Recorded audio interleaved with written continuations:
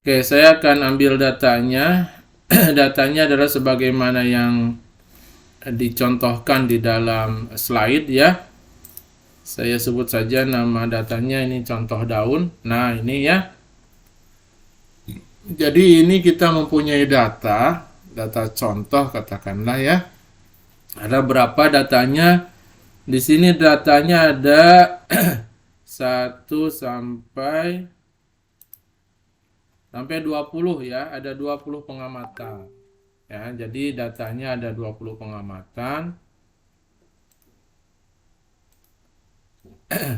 Nah, bagaimana cara kita buatkan dia menjadi diagram dahan daun atau stem and leaf plot? Oke, kita tinggal masuk saja ke deskriptif sini, ya. Panggil nama variabelnya itu contoh.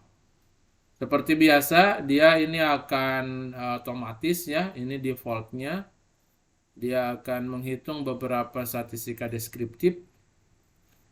Nah, untuk bisa kita membuat diagram dahan daun ini, tinggal checklist aja nih di bagian bawah ada stem and leaf table. Ya, coba kita checklist. Nah, langsung ini ya. Ini langsung. Jadi dia diperlihatkan di sini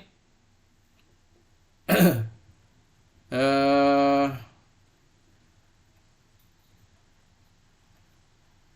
datanya coba kalian bisa hitung di sini ya. Harusnya tetap sebanyak 20 ya.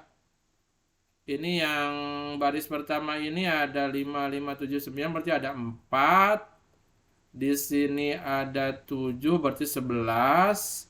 Di sini ada 6 berarti 17. Di sini ada 3 berarti 23. Ya. Jadi ini eh, statistik deskriptif di dalam bentuk diagram dahan daunnya. Ya. Coba kita bandingkan dengan yang kita buat di dalam apa? Di dalam slide kita.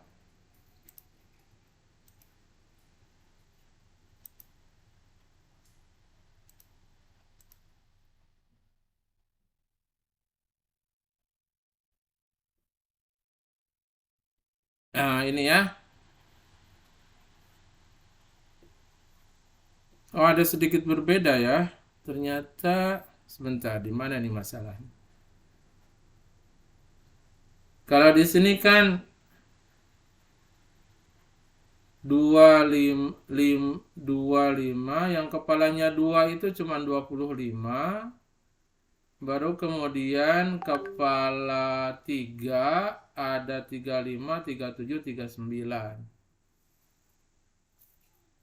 Yang kepala 3 itu ada 35, 37, dan 39. Oke, ada sedikit berbeda. Coba kita balik lagi ke jas kita.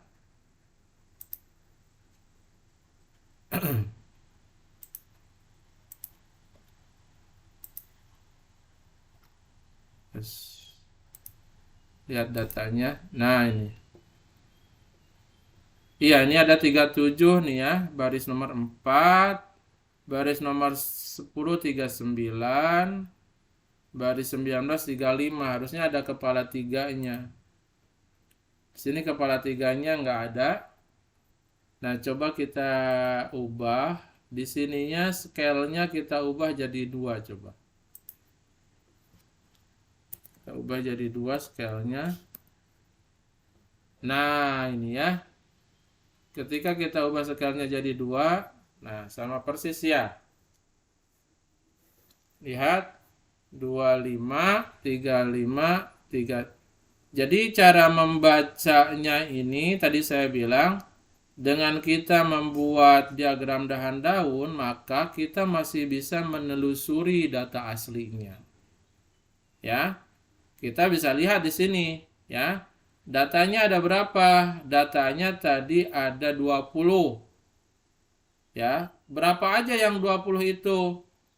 Nah, kalau kita urutkan, itu yang terkecil itu 25. Puluhannya 2, satuannya 5. Ya, jadi 25. Yang kedua terkecil adalah 35. Puluhannya 3, satuannya 5, 35. Yang berikutnya 37, berikutnya 39, berikutnya 41 dan seterusnya sampai yang terbesar adalah 93. Ya. Nah, jadi ini adalah yang disebut dengan diagram dahan daun. Ya. Saya belum tahu pasti ini apa maksudnya scale di sini. Tadi defaultnya scale-nya itu 1. Ketika scale-nya 1, maka kepala tiganya atau kepala ganjilnya hilang ya. Ya, itu ya, kepala ganjilnya hilang. Jadi seolah-olah data aslinya itu adalah 25, 25, 27, 29. Padahal sebenarnya yang ini yang di belakang ini kepalanya kepala 3. Data aslinya adalah kepala 3. Yang ini dari 37, kemudian 39 dan 35. Ya. Nah, ternyata kita bisa ubah di sini, ya. Di sini, di scale-nya ini. Kita ubah jadi 2. Nah, ini adalah sama persis seperti yang kita sajikan di dalam slide tadi.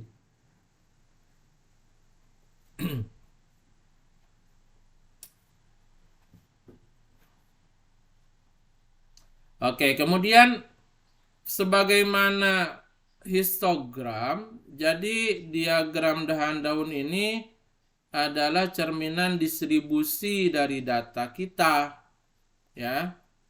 Cerminan dari distribusi data kita. Jadi seolah-olah baris pertama ini adalah kelompok 20-an begitu ya. Ternyata hanya ada satu yaitu 25. Kemudian baris kedua adalah kelas atau kelompok 30-an. Ya, jadi di sini ada 3 frekuensinya yaitu 35, 37, 39. Kelas keempat yaitu kelas 40-an. Ya, di sini ada 3 frekuensinya. Ya, jadi kalian bisa lihat di sini ini secara visual bisa kita pandang seperti halnya histogram, ya. Seperti halnya histogram. Tapi satu hal kelebihan dari diagram dahan daun adalah data aslinya masih bisa ditelusuri. Jadi andaikan kita disajikan sudah dalam bentuk histogram, sudah dalam bentuk diagram dahan daun seperti ini, ya, kita masih bisa menelusuri data aslinya seperti apa, ya, yang ininya nih, yang data asli ininya seperti apa, itu masih bisa kita telusuri, ya. Sedangkan kalau histogram, karena dia sudah langsung dalam bentuk grafik gitu ya, maka data aslinya kan sudah tidak bisa diungkap kembali begitu. Oke, itu saja mungkin ya materi kita minggu ini, yaitu membuat yang namanya diagram dahan daun. Setelah kita buat diagram dahan daun yang mencerminkan bentuk distribusi dari data, nah selanjutnya kita bisa lihat nih distribusinya seperti apa sih ini.